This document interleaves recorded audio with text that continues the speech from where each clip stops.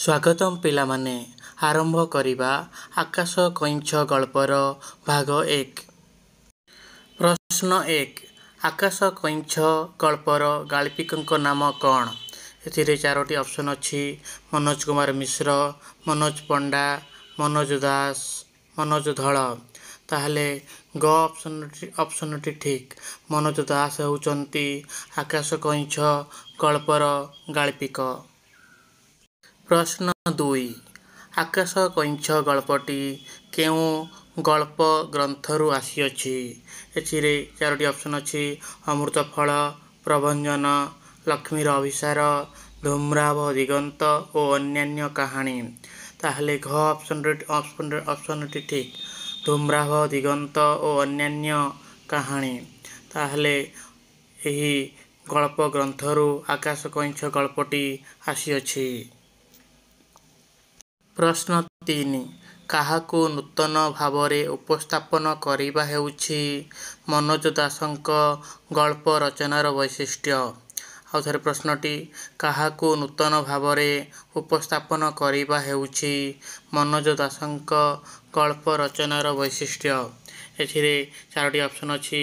ପ୍ରବନ୍ଧ ସାହିତ୍ୟକୁ, ପ୍ରାଚୀନ କାହାଣୀକୁ, ନୂତନ କାହାଣୀକୁ, ରମ୍ୟ ରଚନାକୁ। ତାହେଲେ ଖ ଅପସନ୍ଟି ଠିକ୍। ପ୍ରାଚୀନ କାହାଣୀକୁ ନୂତନ ଭାବରେ ଉପସ୍ଥାପନ କରିବା ହେଉଛି ମନୋଜ ଦାସଙ୍କ ଗଳ୍ପ ରଚନାର ବୈଶିଷ୍ଟ୍ୟ।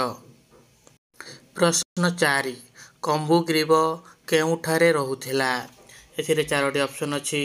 ସରୋବରରେ, ନଦୀରେ, ସମୁଦ୍ରରେ, ପର୍ବତରେ। ତାହେଲେ ଅପସନ୍ କ ହେଉଛି ଠିକ୍ ଉତ୍ତର, ସରୋବରରେ। ତାହେଲେ ଯଦି ପ୍ରଶ୍ନ ପଚରାଯାଏ ସରୋବରର ପରିବେଶ କେମିତି ଥିଲା, ତାହେଲେ ଆପଣମାନେ କହିବେ ସରୋବରର ପରିବେଶ ସ୍ୱଚ୍ଛ ଥିଲା। ପ୍ରଶ୍ନ 5। ଉପତ୍ୟକାର ରଙ୍ଗ କ'ଣ ଥିଲା? ଏଥିରେ 4ଟି ଅପସନ୍ ଅଛି। କଳା, ସବୁଜ, ଧଳା, ହଳଦିଆ।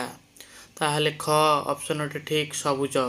ତାହେଲେ ଉପତ୍ୟକାର ରଙ୍ଗ ସବୁଜ ଥିଲା। ପ୍ରଶ୍ନ 6। କମ୍ବୁଗ୍ରୀବ କ'ଣ ଥିବାରୁ ସେ ପରିବେଶ ତାକୁ ସନ୍ତୁଷ୍ଟ କରିପାରି ନଥିଲା? ଏଥିରେ 4ଟି ଅପସନ୍ ଅଛି।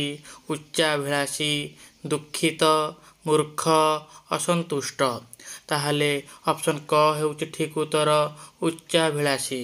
ତାହେଲେ କମ୍ବୁଗ୍ରୀବ ଉଚ୍ଚାଭିଳାଷୀ ଥିବାରୁ ସେ ପରିବେଶ ତାକୁ ସନ୍ତୁଷ୍ଟ କରିପାରି ନଥିଲା। କେଉଁ ପରିବେଶ? ତାହେଲେ ତା ନିକଟରେ ଥିବା ସ୍ୱଚ୍ଛ ସରୋବର ଏବଂ ସବୁଜ ଉପତ୍ୟକା ତାକୁ ସନ୍ତୁଷ୍ଟ କରିପାରି ନଥିଲା। ପ୍ରଶ୍ନ 7। ଦିଗନ୍ତ ପ୍ରତି ଦୃଷ୍ଟି ପ୍ରସାରିତ କରି କମ୍ବୁଗ୍ରୀବ କ'ଣ ଛାଡ଼ୁଥିଲା? ଏଥିରେ 4ଟି ଅପସନ୍ ଅଛି। ଦୀର୍ଘ ନିଶ୍ୱାସ, ଧୂଆଁ, ପାଣି, ଧନ। ତାହେଲେ ଅପସନ୍ କ ହେଉଛି ଠିକ୍ ଉତ୍ତର। ତାହେଲେ ଦୀର୍ଘ ନିଶ୍ୱାସ। ତାହେଲେ ଦିଗନ୍ତ ପ୍ରତି ଦୃଷ୍ଟି ପ୍ରସାରିତ କରି କମ୍ବୁଗ୍ରୀବ ଦୀର୍ଘ ନିଶ୍ୱାସ ଛାଡ଼ୁଥିଲା। ପ୍ରଶ୍ନ 8। କମ୍ବୁଗ୍ରୀବ କ'ଣ ନ ହୋଇଥିବାରୁ ନିଜ ଭାଗ୍ୟକୁ ଧିକ୍କାର କରେ? ଆଉଥରେ ପ୍ରଶ୍ନଟି, କମ୍ବୁଗ୍ରୀବ କ'ଣ ନ ହୋଇଥିବାରୁ ନିଜ ଭାଗ୍ୟକୁ ଧିକ୍କାର କରେ? କ କଚ୍ଛପ, ଖ ବିହଙ୍ଗ, ଗ ସାପ ନା ଘ ମଣିଷ? ତାହେଲେ ଅପସନ୍ ଖ ହେଉଛି ଠିକ୍ ଉତ୍ତର, ବିହଙ୍ଗ। ତାହେଲେ କମ୍ବୁଗ୍ରୀବ ବିହଙ୍ଗ ହୋଇ ନଥିବାରୁ ନିଜ ଭାଗ୍ୟକୁ ଧିକ୍କାର କରେ। କାହିଁକି ପିଲାମାନେ?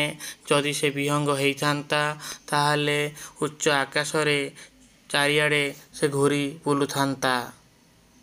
ପ୍ରଶ୍ନ 9। କମ୍ବୁଗ୍ରୀବ କ'ଣ ଚାଟିଦିଏ ଏବଂ କ'ଣ ଚୋବାଏ? ତାହେଲେ ଏଥିରେ 4ଟି ଅପସନ୍ ଅଛି। ପାଣି ଓ ପଥର, ଶିଶିର ବିନ୍ଦୁ ଓ ଘାସ ଫୁଲ, ପାଣି ଓ ମାଛ ନା ଏଥିରୁ କିଛି ନୁହେଁ। ତାହେଲେ ଅପସନ୍ ଖ ହେଉଛି ଠିକ୍ ଉତ୍ତର।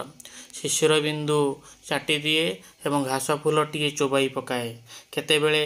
ସମୟ ସମୟରେ କୂଳକୁ ଉଠିଯାଇ କମ୍ବୁଗ୍ରୀବ ଯେତେବେଳେ ମୃଦୁ ସମୀରଣରେ ବିଚରଣ କରୁଥାଏ ଓ କେତେବେଳେ ଲତାପତ୍ର ଦେହରୁ ଶିଶିର ବିନ୍ଦୁଟିଏ ଚାଟିଦିଏ ତ କେତେବେଳେ ଘାସ ଫୁଲଟିଏ ଚୋବାଇ ପକାଏ। ପ୍ରଶ୍ନ 10। ପ୍ରଶ୍ନ 10। କାହାକୁ ଜାଣିବାର ପିପାସା ସେଥିରେ ବଢ଼େ ସିନା କମେ ନାହିଁ? ଏଥିରେ 4ଟି ଅପସନ୍ ଅଛି।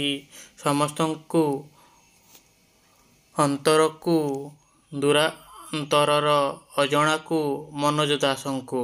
ତାହେଲେ ଅପସନ୍ ଗ ହେଉଛି ଠିକ୍ ଉତ୍ତର, ଦୂରାନ୍ତରର ଅଜଣାକୁ। ତାହେଲେ ଦୂରରେ ଯେଉଁ ଦୃଶ୍ୟ ବା ଜିନିଷ ଗୁଡ଼ିକ ଅଛି କମ୍ବୁଗ୍ରୀବ ତାହାକୁ ଜାଣିବା ପାଇଁ ତାର ପିପାସା ବଢ଼େ ସିନା କମେ ନାହିଁ। ପ୍ରଶ୍ନ 11 କମ୍ବୁଗ୍ରୀବ ବିମୁଗ୍ଧ କଳ୍ପନା ଲୋକରେ ଭଳିକି ଭଳି କ'ଣ ଦେଖେ? ଏଥିରେ ଚାରୋଟି ଅପସନ୍ ଅଛି ସୁନ୍ଦର ଦୃଶ୍ୟ, ଅସୁନ୍ଦର ଦୃଶ୍ୟ, ଅଜବ ଦୃଶ୍ୟ, ରାଜାଙ୍କୁ। ତାହେଲେ ଅପସନ୍ ଗ ହେଉଛି ଠିକ୍ ଉତ୍ତର, ଅଜବ ଦୃଶ୍ୟ। ତାହେଲେ କମ୍ବୁଗ୍ରୀବ ବିମୁଗ୍ଧ କଳ୍ପନା ଲୋକରେ ଭଳିକି ଭଳି ଅଜବ ଦୃଶ୍ୟ ଦେଖେ। କ'ଣ ସେ ଦୃଶ୍ୟ?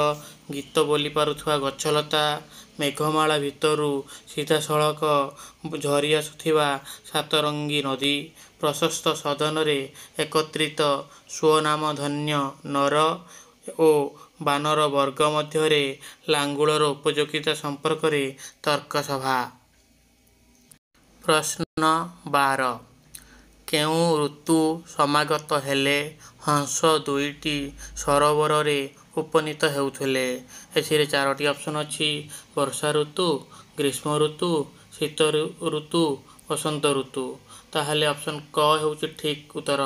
ତାହେଲେ ବର୍ଷା ଋତୁ ଯେତେବେଳେ ଆସେ ତାହେଲେ ହଂସ ଦୁଇଟି ସେହି ସରୋବରରେ ଉପନୀତ ହେଉଥିଲେ ବା ଆସିକି ପହଞ୍ଚୁଥିଲେ। ପ୍ରଶ୍ନ 13 ଦୁଇଟି ହଂସ ସେହି ସରୋବରରେ କେତେ ଦିନ ବିଶ୍ରାମ କରୁଥିଲେ? ଏଥିରେ ଚାରୋଟି ଅପସନ୍ ଅଛି 2 ଦିନ, ନା 3 ଦିନ, ନା 4 ଦିନ, ନା 7 ଦିନ। ତାହେଲେ 7 ଦିନ ହେଉଛି ଠିକ୍ ଉତ୍ତର। ତାହେଲେ ଦୁଇଟି ହଂସ ସେହି ସରୋବରରେ 7 ଦିନ ବିଶ୍ରାମ କରୁଥିଲେ।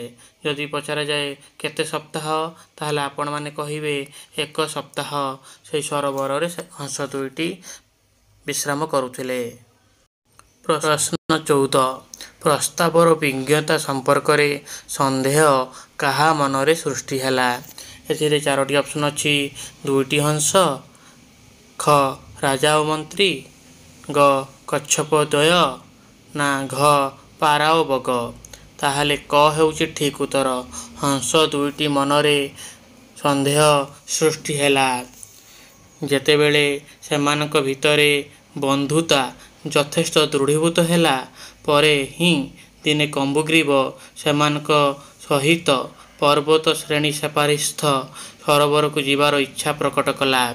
ଯେତେବେଳେ କମ୍ବୁଗ୍ରୀବ ତାର ଇଚ୍ଛା ପ୍ରକାଶ କଲା ସେତେବେଳେ ହଂସ ଦୁଇଟି ମନରେ ସନ୍ଦେହ ସୃଷ୍ଟି ହେଲା ଯେ ତାକୁ ଆମେ ଉଚ୍ଚ ଆକାଶରେ ଉଡ଼େଇ ନେଇପାରିବୁ ନା ନାହିଁ। ପ୍ରଶ୍ନ 15 କମ୍ବୁଗ୍ରୀବକୁ କେତେ ପଥ ଯାଏ ପରୀକ୍ଷା କଲେ? ତାହେଲେ ଏଥିରେ ଚାରୋଟି ଅପସନ୍ ଅଛି 2 ମିଟର, ନା ଖ 2 କୋଶ, ନା ଗ ଅର୍ଦ୍ଧ କ୍ରୋଶ, ନା ଘ 3 ହାତ। ତାହେଲେ ଗ ହେଉଛି ଠିକ୍ ଉତ୍ତର, ଅର୍ଦ୍ଧ କୋଶ ପଥ ଯାଏ ହଂସ ଦୁଇଟି କମ୍ବୁଗ୍ରୀବକୁ ପରୀକ୍ଷା କଲେ।